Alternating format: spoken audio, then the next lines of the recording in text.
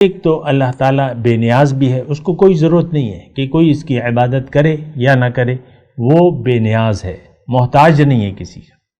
اور پھر مہربان بھی ہے، ذو الرحمہ۔ یہ جو اللہ تعالیٰ نے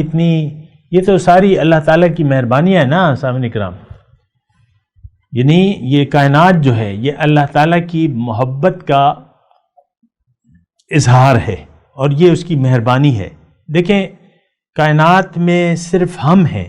جس کو اللہ تعالیٰ نے اپنی ملاقات کے لیے چن لیا ہے، اپنے دیدار کا اہل بنایا ہے، یعنی اس میں وہ استعداد موجود ہے کہ اگر یہ محنت کرے اور کوشش کرے تو یہ اللہ سے، اپنے رب سے ملاقات کی متحمل ہو سکتی ہے۔ اور اس وعدے کا دن جو ہے وہ یوم الفصل ہے، میقات، ان یوم الفصل کان میقاتا، سورہ نبا میں ہے نا، یعنی فیصلے کا دن جو ہے وہ وقت ہے، معین ہے کہ اس دن جو ہے وہ